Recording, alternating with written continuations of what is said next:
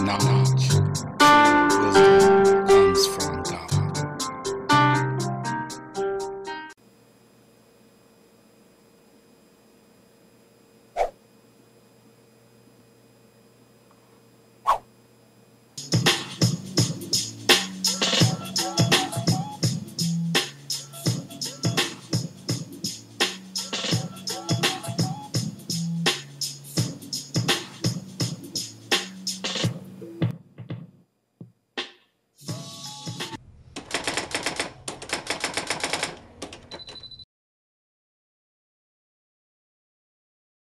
Here's an article that I believe gives some insight to what we are going to see more of in America, especially if there's a conflict involving Iran, Israel, and or the United States. This article essentially talks about how security within the U.S. is being heightened. Here's the article. I will give my personal commentary regarding this story at the end. With Iran allegedly striking out at Israeli citizens and Jewish targets around the world, Israeli and American security officials in the U.S. are on high alert. Quote, "We expected and we are ready," one senior Israeli official told ABC News. Israeli officials told ABC News that the level of personal security on high-ranking embassy officials as well as other lower-profile officials in the U.S. is at its highest in at least 5 years, a response to what they called a coordinated series of attacks. When Israeli officials travel to and from events, ABC News has observed a notable increase in the security presence. Federal officials told ABC News that there is so far no specific intelligence of any threat to Israeli interests in the U.S. They also noted that in cities like New York and Washington, D.C., the targets are much harder than in countries like India, Georgia, and Thailand, where Iran has allegedly attacked or attempted to attack in the past 2 days. But they also added that Iran can be belligerent.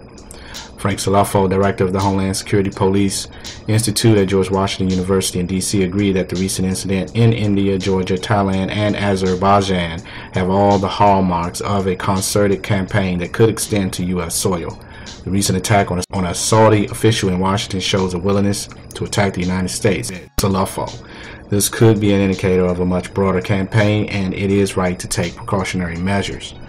Those measures include routine sweeps of cars, residences, and consulates around the country, as well as the Israeli embassy in Washington. In New York City, where fixed police posts at the Israeli consulate have been a feature for years, additional sweeps of residents and cars are being performed. In conjunction with New York City Police Department bomb squad members and members of those specializing police units, the NYPD adjusts its counterterrorism posture to include information about events overseas, said Deputy Commissioner Paul Brown. That's why the public may have noticed increased NYPD presence in recent weeks at Israeli government facilities and synagogues, although there has been no specific threat in New York. In Philadelphia, police have issued awareness bulletins asking members of the patrol force to stay vigilant. That city also maintains a permanent presence at Israeli facilities. In Los Angeles, officials said they have been watching Israeli facilities for weeks now and have stepped up their physical security and intelligence monitoring. Around the country, private security industry officials who specialize in adding security to Jewish cultural and religious institutions report numerous requests for additional security. It appears to be hit squad versus hit squad. The FBI telling ABC News tonight it is worried the violence could spill over to the U.S. Israeli diplomatic facilities and Jewish places of worship in at least 10 U.S. cities have been told they could be targets, following what appears to be the increasingly violent series of attacks by Iran in apparent retaliation for the assassination of 5 Iranian scientists. The latest incident today came in Bangkok, Thailand. It was an explosion that blew off the roof of a rented home in Bangkok that led police to 3 men identified as Iranians who apparently had set up a bomb factory and detonated some of the explosives by accident. One of the men is still at large. Authorities said another of the 3 blew off his own legs after he threw a grenade at police and it bounced back and exploded near him. In Washington, the State Department seemed to tie the incident to Iran and to 2 bomb attacks on Monday. We are concerned about use of international terrorism by Iran or by anybody else against Israel or against any other innocents, and about a spike in the number of incidents that we've seen. Israel had already blamed Iran for the 2 attacks Monday. including the bombing of an Israeli embassy car in India, which seriously injured the wife of an Israeli diplomat, and the failed bombing of a vehicle outside the Israeli embassy in the country of Georgia. I think Iran is not only retaliating for the embarrassment of having its nuclear scientists killed in its own capital, but it's also sending Israel a message that if Israel bombs Iran's nuclear facilities, Iran can retaliate around the world through its terrorist network.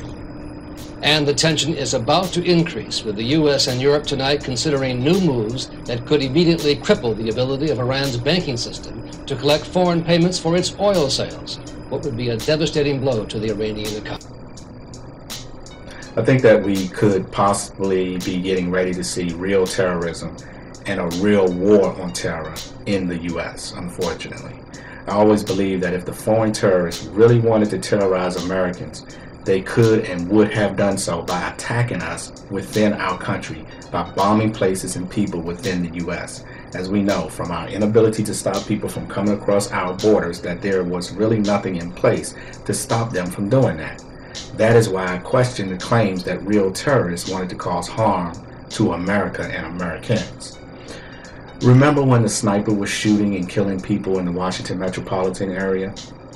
Well, folks, believe me when I say that during that time period, people in the area lived in real terror. You didn't know if you might get shot while pumping your gas or going to the post office.